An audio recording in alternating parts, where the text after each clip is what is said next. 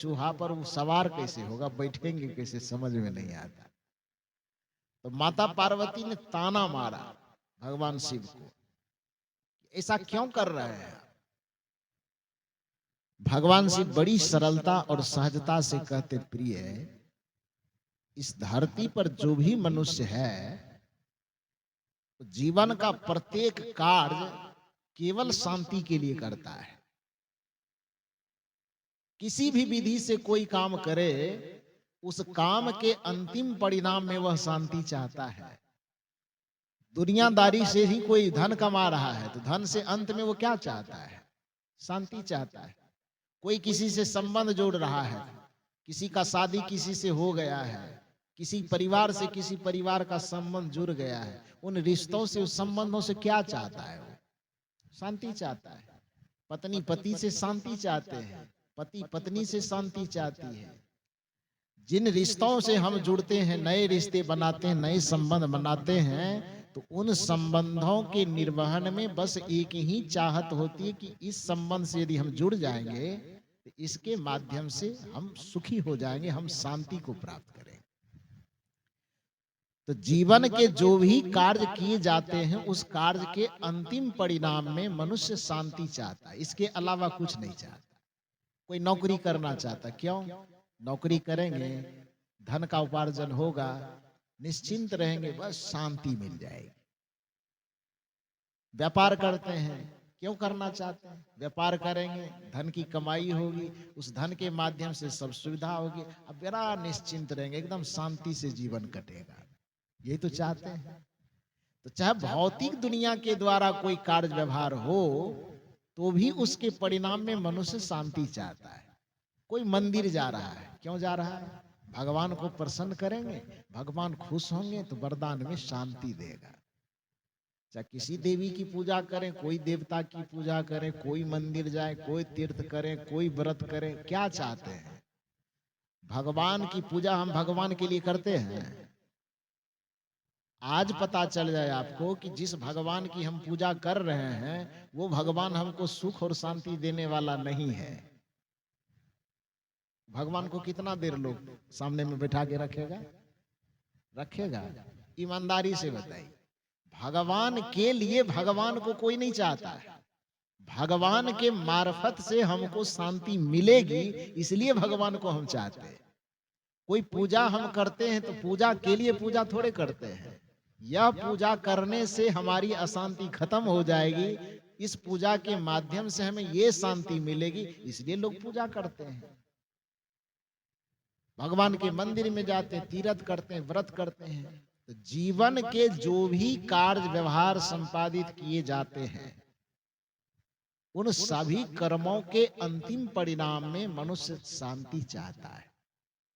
भगवान शिव ने माता पार्वती से यही कहा कि हे देवी, जगत में मनुष्य के द्वारा जो भी कार्य किए जाते हैं, उस कार्य के अंतिम परिणाम में शांति चाहता है। हाँ, वो शांति पाने का रास्ता सबका अलग अलग है।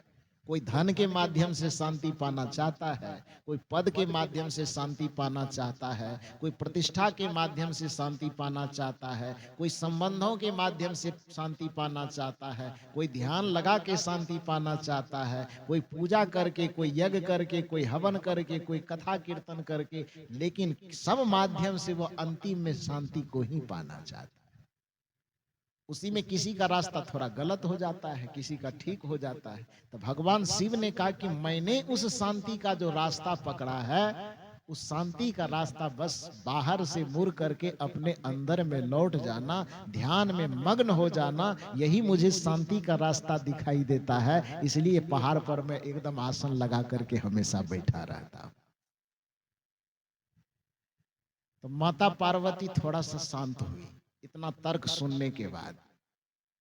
माता पार्वती ने कहा, अच्छा चलिए, यदि आपको इससे शांति मिलती है, यही रास्ता आपको शांति का दिखाई देता है, तो एक बात बताइए, दुनिया को भी आपको ये रास्ता बता देना चाहिए। अब मान लिया जाए थोड़ी देर के लिए कि दुनिया से कोई मतलब नहीं है आपको, तो हम चार परिवार जो है, उसमें पत्नी हम हैं, अर्धांगिनी तो हम हैं, फिर दो बच्चे हैं, इससे तो आपको कोई मतलब है कि नहीं है? यदि इन लोगों से मतलब है तो कम से कम जिस प्रकार से आप शांति का अनुभव कर रहे हैं तो वो रास्ता हमें भी तो बताना चाहिए। माता पार्वती से भगवान शिव ने कहा कि अभी तक पूछे नहीं थे ना, पूछ लेते। दुनिया की भौतिक संपदा में और आध्यात्मिक संपदा में यही अंतर है कि भौतिक संपदा को आप अधिकार पूर्वक बांट सकते हैं, लेकिन आध्यात्मिक संपदा को अधिकार से आप हासिल नहीं कर सकते हैं। आध्यात्मिक संपदा को जब भी आप हासिल करेंगे तो अपनी समर्पण, विनम्रता और श्रद्धा के बदौलत ही हासिल कर सकते हैं, इसके अलावा दूसरा कोई उपाय नहीं है। हाँ, भौतिक संपत्ति को, बाप है पुत्र है, तो पिता की संपत्ति को, भौतिक संपत्ति को वह अधिकार पूर्वक बांट सकता है। पिता से लड़ करके ले लेगा, सामान्य लड़ाई से नहीं मानेगा तो हाई कोर्ट, सुप्रीम कोर्ट तक पहुंच जाएगा और वहां से लड़ करके पिता की संपदा को ले सकता है। घर ले सकता है, मकान ले सकता है, रुपया ले सकता है, जमीन जायदाद ले सकता है। लेकिन यदि पिता की कोई आध्यात्मिक संपदा हो, धर्म की संपदा हो, विचार की संपदा हो, संस्कृति की संपदा हो, साधना और भजन की संपदा हो, किसी गुण की संपदा हो, तो उसको लड़ करके नहीं हासिल किया जा सकता। उसे जब भी हासिल किया जाएगा तो श्रद्धा से, समर्पण से और विनम्रता से। इसीलिए भक्तों को कहा जाता है कि जब आप गुरु के शरण में जाएं तो तद विधि प्रणिपातेन परिप्रश्नेन सेव्या उपदेक्षन्ति ते ज्ञानं ज्ञानिनः तत्त्वदर्शिनः, कि किसी सदगुरु के शरण में जाइए, निष्कपटता पूर्वक उनकी सेवा कीजिए, निश्चलता पूर्वक उसकी शरणागति ग्रहण कीजिए, तो गुरु के हृदय से जो उद्गार और आशीर्वाद निकलेगा वह आपके ऊपर अपने आप फलीभूत होगा। इस तरह से गुरु से आप भक्ति ले सकते हैं, इस प्रकार गुरु से आप सद्बुद्धि ले सकते हैं, इस प्रकार गुरु से आप संस्कार ले सकते हैं। तो भौतिक संपदा का बंटवारा अधिकार पूर्वक हो सकता है, लेकिन आध्यात्मिक संपदा का बंटवारा अधिकार पूर्वक नहीं हो सकता। इसको एक उदाहरण से और समझिए। गाय को आप और हम देखे हैं, गाय के थन में दूध भरा हुआ है। उस थन के पास में जब बछड़ा जाकर के मुंह लगाता है तो स्वाभाविक है कि वह बछड़ा उसके थन से क्या पाता है? दूध पाता है। लेकिन उसी थन पर जाकर के जिस जगह से दूध निकलता है, उस स्थान पे, बिल्कुल उसी स्थान पे जाकर के एक मक्खी बैठ जाए और उस थन से चूसना शुरू करे, तो क्या चूसेगा वो? उसके मुंह में क्या आएगा? क्या आएगा? बोलिए थोड़ा सा, आप लोग चुपचाप है। खून आएगा, आएगा ना? तो जब थन में दूध भरा हुआ है, बछड़ा उसी जगह चूस रहा है तो उसको दूध मिल रहा है। उसी जगह पर कोई मक्खी जाकर के बैठा है और मक्खी चूस रहा है तो उसे क्या मिल रहा है? खून मिल रहा है। क्यों?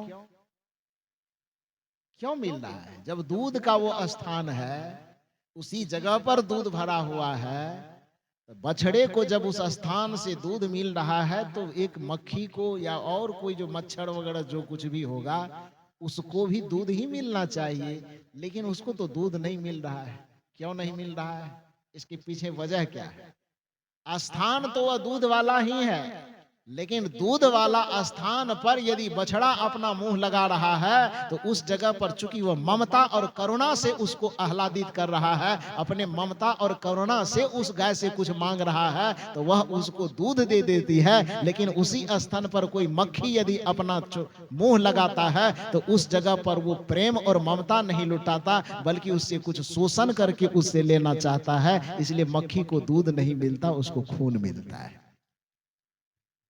तो दुनिया में भौतिक संपदाओं का बंटवारा तो अधिकार पूर्वक हो सकता है, लेकिन आध्यात्मिक संपदाओं का बंटवारा कभी अधिकार से नहीं होता, वो समर्पण से होता है, वो श्रद्धा से होता है। इसलिए भगवान श्री कृष्ण ने कहा, श्रद्धावान लभते ज्ञानम। श्रद्धावान व्यक्ति ही ज्ञान का लाभ ले सकता है, विनम्र व्यक्ति ही ज्ञान का, भक्ति का लाभ ले सकता है। अन्यथा कोई जो सोचे कि हम गुरु जी के शिष्य हो गए, जैसा कि आजकल बहुत लोग लड़ता है, गुरु जी हमको ये पद क्यों नहीं देंगे, महंत हमको क्यों नहीं बनाएंगे, अगवा हमको क्यों नहीं बनाएंगे, आचार्य हमको क्यों नहीं बनाएंगे। तो ये आचार्य की कुर्सी तो भले लड़ करके मिल जाएगा, लेकिन आचार्य का जो गुण होना चाहिए वह गुण लड़ करके नहीं लिया जा सकता है। वह गुरु से जब भी लिया जाएगा तो श्रद्धा और विनम्रता के बल पर ही उसे हासिल किया जा सकता है, ऐसे नहीं लिया जा सकता।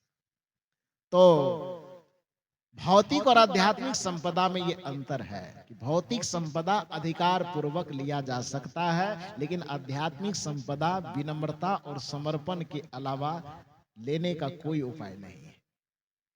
भगवान शिव ने माता पार्वती से कहा कि जिस शांति का मैं अनुभव कर रहा हूं, जिस शांति के रास्ते को मैंने पाया है, तो तुम इस दावे को ठोक करके कि हम आपकी पत्नी है इसीलिए हमको क्यों नहीं दिए, ऐसा नहीं हो सकता। आज तक उस पथ के विषय में, उस धर्म के पथ के विषय में, ध्यान के पथ के विषय में, शांति के सुपथ के विषय में तूने कभी पूछा नहीं पार्वती। आज पूछ रही हो तो चलो मैं बता देता हूं। आज पहली बार तुम्हारे मुंह से सुना हो कि आप ये क्या कर रहे हैं, और जब मैं बता रहा हूं तो तुम ये कह रही हो कि हमें क्यों नहीं बताए। तो आज तुम्हारे मन में जिज्ञासा पहली बार प्रकट हुई है। और याद रखना, साधना में, भक्ति में, ध्यान में सिद्धि पाने के लिए, सत्संग में सिद्धि पाने के लिए सबसे पहला स्टेज है जिज्ञासा का उत्पन्न होना। जिज्ञासु होना पहली शर्त है। संतों के पास जब आप जिज्ञासु बनकर के जाते हैं, ये अभी जो आप बैठे हैं ये जिज्ञासु का ही लक्षण है। लेकिन आजकल अधिकांश लोग गुरु के, संत के पास में भी जिज्ञासु बनकर के नहीं जाता है, बल्कि वो जांचकर्ता बनकर के जाता है। जानने की इच्छा से जाता है, जांचने की इच्छा से जाता है।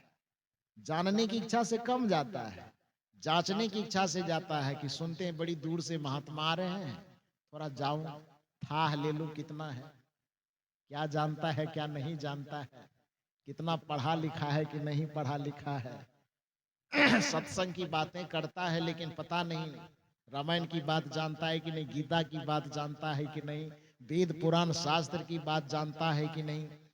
देखिए, वेद पुराण शास्त्र कथा कीर्तन को जानना बहुत अच्छी बात है, लेकिन सत्संगी होने के लिए, सत्संग को जीवन में धारण करने के लिए वेदज्ञ होना, शास्त्रज्ञ होना, पंडित होना, विद्वान होना कोई आवश्यक नहीं है, बल्कि सत्संगी होने के लिए हृदय का सरल होना और मन का मुक्त होना विषयों से, भोगों से, वासनाओं से, यह परम आवश्यक है।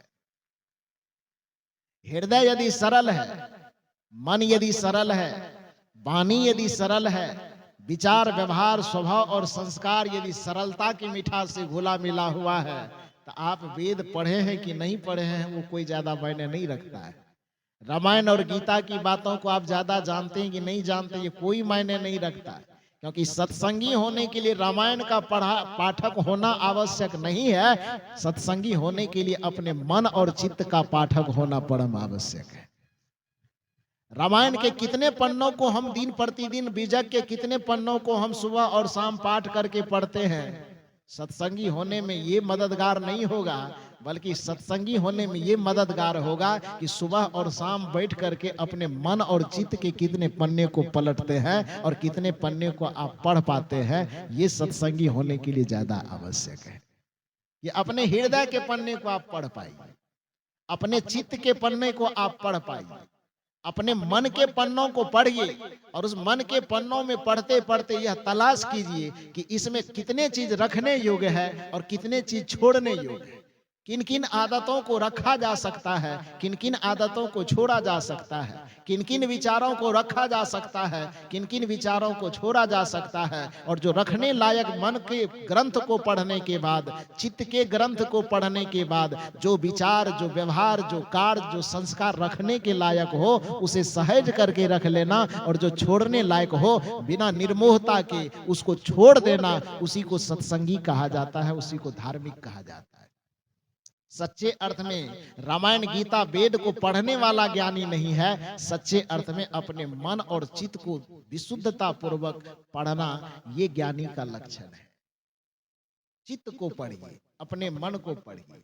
तो भगवान शिव ने कहा कि पहली बार तो आज तक पूछे नहीं, आज पहली बार पूछे हो।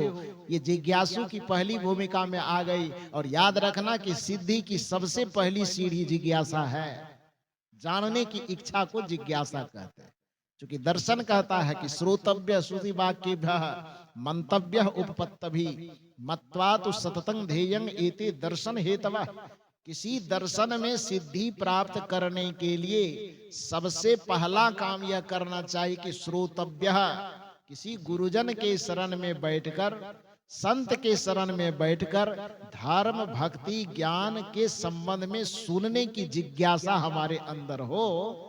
ये साधना में, भक्ति में सिद्धि का पहला लक्षण है। श्रोतव्य, श्रोतव्य मतलब सुनिए।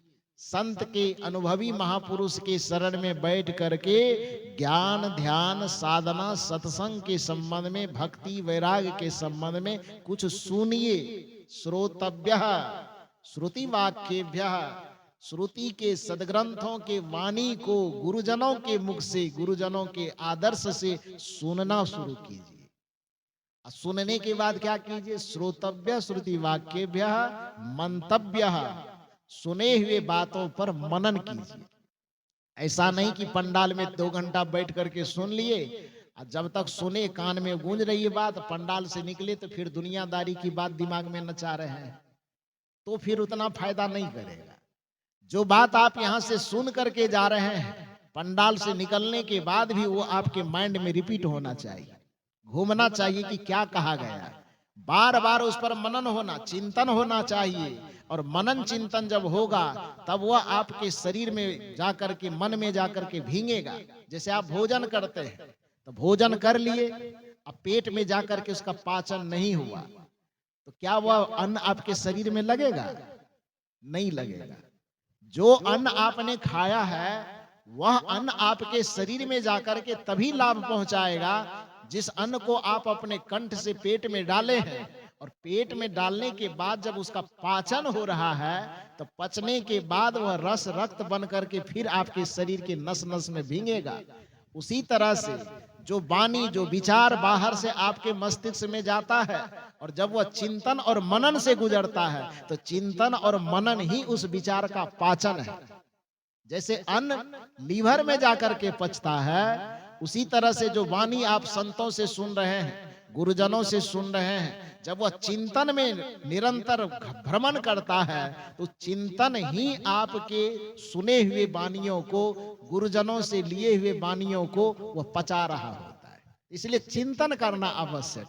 ऐसा नहीं कि 1.5 घंटा 1 घंटा किसी तरह से गुजार लिए पंडाल में और पंडाल से बाहर आए तो पंडाल में ही बात को छोड़ दिए, जितना सुने थे वही, और उसके बाद फिर दुनियादारी की बात दिमाग में नाचने लगी। वही बेटा, वही बेटी, वही पति, वही पत्नी, वही नाती, वही पोता, उस सब बात दिमाग में नाच रहा है तो फिर सत्संग सुनने का जो लाभ मिलना चाहिए वो लाभ नहीं मिलेगा। इसलिए कहा गया श्रोतव्य श्रुति वाक्येभ्यः, गुरुजनों की वाणी को सुनना ये पहला लक्षण। मंतव्य मनन करना उसका दूसरा पैराग्राफ है।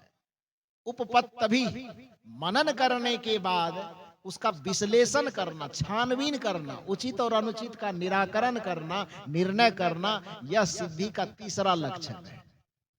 श्रोतव्य श्रुति वाक्येभ्यः पहला लक्षण, मंतव्य मनन और चिंतन करना दूसरा लक्षण, उपपत्तभि व्याख्या करना, विश्लेषण करना, गलत और सही को समझ करके जो गलत हो छोड़ देना और जो सही है उसको मान लेना, ये तीसरा लक्षण।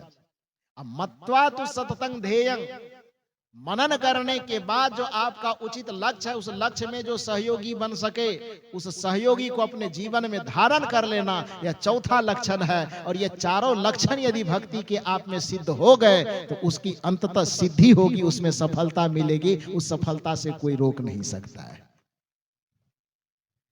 तो भगवान शिव ने माता पार्वती से कहा कि आज पहला लक्षण तो तुम में दिखाई दे दिया कि तूने पूछा, जिज्ञासा हो गई, जानने की इच्छा हो गई कि आप जो आंख बंद करके बैठने से क्या मिलता है और जो मिलता है तो हमें क्यों नहीं बता रहे हैं। तो आज पहला चीज तो आपके अंदर मैंने देख लिया कि आप पूछी तो कम से कम, कि क्या कर रहे हैं, जिज्ञासा तो प्रकट किए।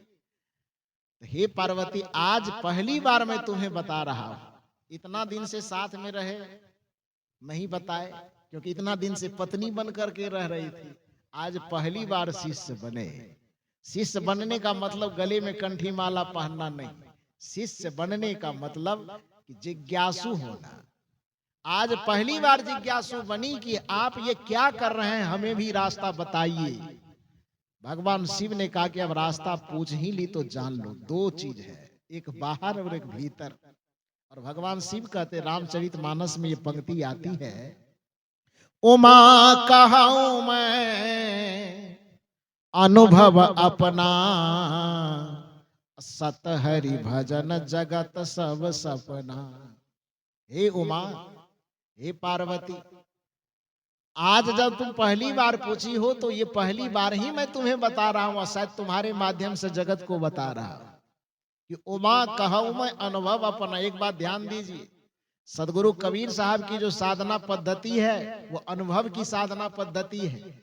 और कुछ लोग कहते हैं कि कबीर साहब की जो साधना पद्धति अथवा विचारधारा है वह सनातन संस्कृति की सभी देव देवी देवता भगवान भगवती सबसे अलग हट करके दुनिया के समस्त विचारकों के विचार अनुमान पर आधारित है, लेकिन कबीर साहब का जो विचार है वह अनुभव पर आधारित है।